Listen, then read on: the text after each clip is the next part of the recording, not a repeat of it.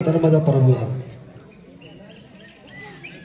आणि 2019 ला भारतीय जनता पार्टीकडून मला तिकीट मिळेल असं वाटलं होतं, पण भारतीय जनता पार्टीनं आयात केलेले विनायकराव पाटलांना तिकीट दिलं. विनायकराव पाटील हारले आणि पुन्हा भारतीय जनता पार्टी सोडून राष्ट्रवादी काँग्रेस शरद पवारांच्याकडे गेले. बरं झालं वाटलं बल्ला गेली, पण दुसरी बल्ला मोठी आमच्या छातावर आली. अजितदादा यांच्याबरोबर भारतीय जनता पार्टीने युती केली.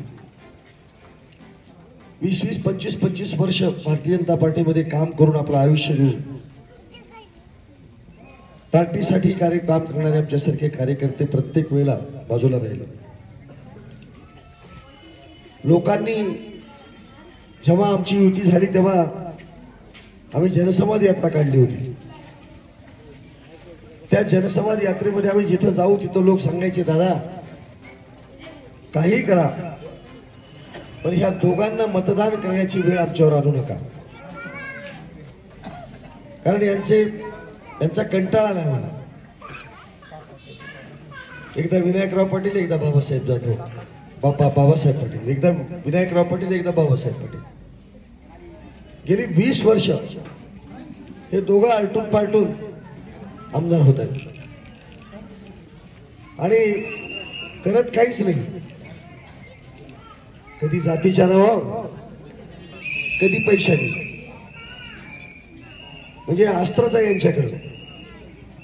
जात हे अस्त्र, दुसऱ्यांच्याकडे काम नाही, धंदा नाही, विकास काही नाही. त्यांना माहित आहे काही नाही करायचं तरी पैसे देऊन आपण निवडून येऊ शकतो. 5 वर्षात मतदान मागायला एकदा जायचं, पुन्हा 5 वर्ष गावात फिरायचं नाही. गावात काय चाललंय, काय विकास आहे, काही कमी आहे, जास्त आहे, कधी बघायला यायचं नाही. कारण 1000-500 देऊन यांना आपल्याला मत विकत घेता येतं. ह्या अति फाजील आत्मविश्वासामुळं गेले 20 वर्ष आपला मतदारसंघ मागे गेलाय.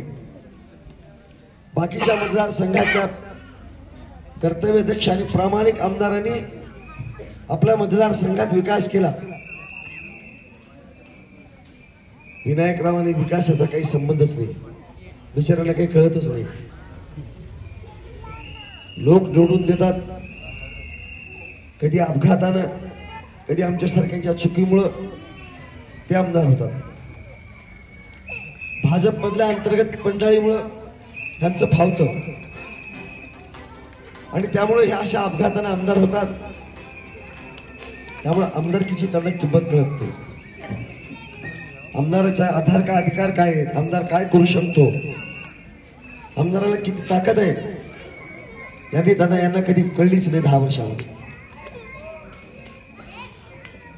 बाबासाहेबांनी आपल्या आमदारकीचा वापर खरं म्हणजे या मतदारसंघातल्या जनतेच्या लोकांसाठी करायला पाहिजे होता. कारण ज्या विश्वासानं तुम्हाला लोकांनी निवडून दिलं होतं, त्या विश्वासानं तुम्ही मतदारसंघाचा विकास करायला पाहिजे होता, पण तुम्ही फक्त स्वतःचा विकास केला. आमदारकीच्या मोबदल्यात कारखाना घेतला. ज्या शेतकऱ्यांनी 273 एकर जमीन कारखाना काढायला म्हणून फुकट दिलेली होती, शेतकऱ्यांना आपला जमीन म्हणजे काळजाचा तुकडा असतो. जमीन देताना या मोठ्या उद्देशानं शेतकऱ्यांनी जमिनी दिल्या होत्या की आमच्या इथे कारखाना होईल, आमची समृद्धी होईल, आमची आर्थिक प्रगती होईल, आमच्या पोराबाळांना नोकऱ्या लागतील कारखान्यामध्ये, म्हणून शेतकऱ्यांनी जमिनी दिल्या होत्या. 25,000 शेतकऱ्यांनी DCC बँकेचं कर्ज काढून त्या कारखान्याचे शेअर्स घेतले होते. त्या 3,000चे 25,000 DCC बँकेचे कर्ज झालं. अनेक शेतकऱ्यांच्या घरावर जप्त आले होते त्या कर्ज फेडीसाठी. तो कारखाना आमदारकीच्या बदल्यात बाबासाहेबांनी 100 कोटीचा कारखाना काहीतरी 27-28 कोटीला विकत घेतला. फुकटच कारखाना घेतला.